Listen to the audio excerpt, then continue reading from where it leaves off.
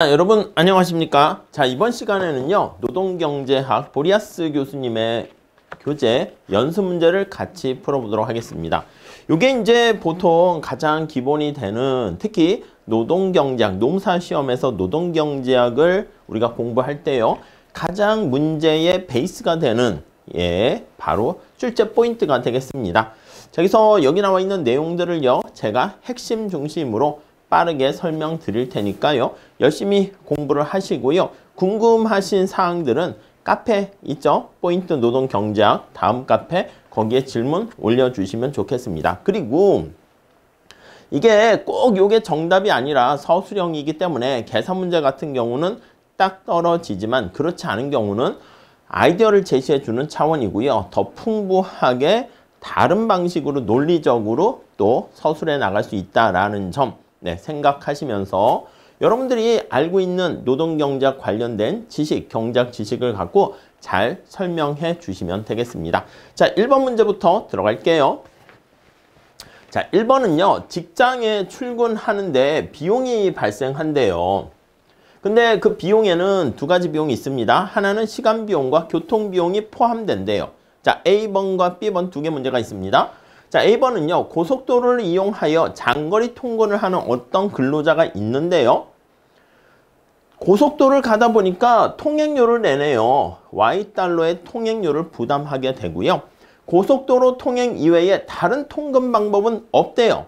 그냥 단순화시키는 거죠. 만일 이렇게 통근 비용이 증가하면 이 근로자의 근로시간은 어떻게 될 것인가? 이렇게 나와 있습니다. 자, B번은요. 어느 근로자의 직장이 집에서 매우 가까워서요. 시간과 관련된 거야. 여기는 통행료 관련된 건데, 자, 통근 시간이 제로인 사람이 있는데 회사가 안타깝게 다른 지역으로 이주를 해버려 가지고요. 이 근로자가 얼마로 실제로 얼마나 일을 할지 상관없이 통근 시간이 일주일에 10시간으로 증가한다고 합니다. 요거는 시간 자체가 이전보다 10시간 증가하게 되었고, 이러한 통근 비용의 증가가 여기서는 시간과 관련한, 여기는 교통 비용 자체가 증가했을 때 실제 근로시간이 어떻게 변하는가 그거고요. C번은 두 가지의 통근, 두 종류의 통근 비용이 근로자와 근로시간에 어떻게 영향을 미치는지, 그리고 만약에 그 결과가 다르다면 어떻게 되는지를 설명하세요. 이렇게 나와 있습니다. 자, 이 문제는요. 첫 번째, 여기 나와 있는 그림을 잘 보셔야 되고요. 예산선이 어떻게 변하는가 거기에 초점 맞추셔야 됩니다. 여기는 여가 시간이고요. 여가 이외에 나머지 소비와 관련된 복합재라고 말씀드렸죠. 이게 그러니까 소득과 같은 얘기입니다. 그래서 복합재에 대한 소비 이렇게 되어 있습니다. 자, 우리가 비근로소득이 있다는 걸 전제로 깔고 얘기를 하느냐고 이런 식으로 보고요. 원래 이제 이 책에서는 여기는 그냥 쭉 연결하지 않고 점으로 표현을 하죠. 원래 이제 그게 맞긴 해요. 그래서 점으로 표시하는데 그림이 보시면 알다시피 좀 지저분해. 그러니까 여기서부터 있어서 일을 하게 되면 이런 식으로 예산선이 생기게 됩니다. 자, 근데 1번 문제 보시면 통행료를 내게 된단 말이야. 그러면 Y달러라는 통행료를 내게 되면 문제에 대한 요약. 여러분 요거 제가 이렇게 써놨는데 이 문제를 풀 때 바로 결론부터 쓰거나 바로 그냥 그림으로 가지 마시고, 아니 도대체 이 문제에서 얘기하는 포인트, 상황, 가정, 모형의 설정, 그걸 앞에 좀 써주세요. 그래서 그냥 여기서는 문제 요약으로 쓰긴 했습니다. Y달러의 통행료를 지불하고 다른 교통수단은 없고, 통근비용, 통행료가 증가할 때 근로시간이 어떻게 변하는가 그거에 대한 얘기입니다. 자, 이랬을 때 통행료는 근로자가 노동시장에 참가하기 위해서 추가적으로 비용을 지불해야 되는데 약간 고정비용 성격이 되겠습니다. 그러다 보니까 비근로소득이 감소했다라고 생각하시면 되겠어요. 그러면 예산선이 어떻게 여기 나와 있는 것처럼 평행하게 이렇게 이동을 하는 거예요. 그러니까 이게 옆에서 보면 평행이고 기울기는 안 바뀐다는 게 중요하고, 얘가 밑으로 비근로소득이 감소해서 이만큼 Y달러만큼 감소했다 이렇게 보시면 되겠죠. 자, 무차별 곡선의 형태에 따라서 선택점이 어떻게 되는가가 달라질 수 있는데 이렇게 예를 하나 들어주는 거야.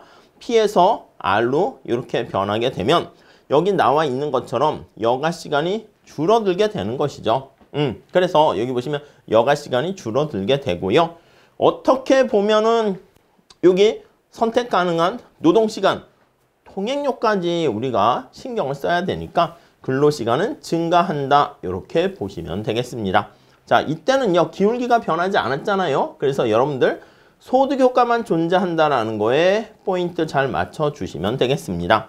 자, 여기서 고정적인 현금 비용의 특성을 보이고 소득효과만 존재하고 여가가 정상제라면 뭐 전제를 깔고 들어가는 거야.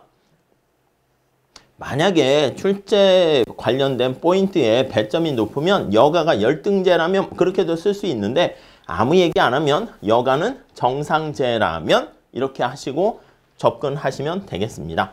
자, 그러면 당연히 여기 나와 있는 것처럼 여가 감소, 노동시간 증가. 다음 두 번째 보시면 아니 통근 시간이 빵이었었는데 10시간으로 증가했습니다. 그럼 이건 어떻게 되는가 하면요. 역시 문제 요약 나와 있는데 자, 시간에 관련된 비용, 시간에 대해서 내가 지출하는 시간이 더 많아지게 되는 것이고요. 근데 이거는 현금이 아니라 시간이 줄어든 겁니다.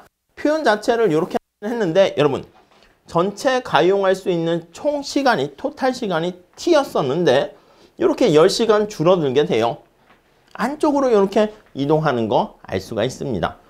그래서 이걸 어떻게 보면 역시 또 평행이동, 기울기는 바뀌지 않게 되는데요.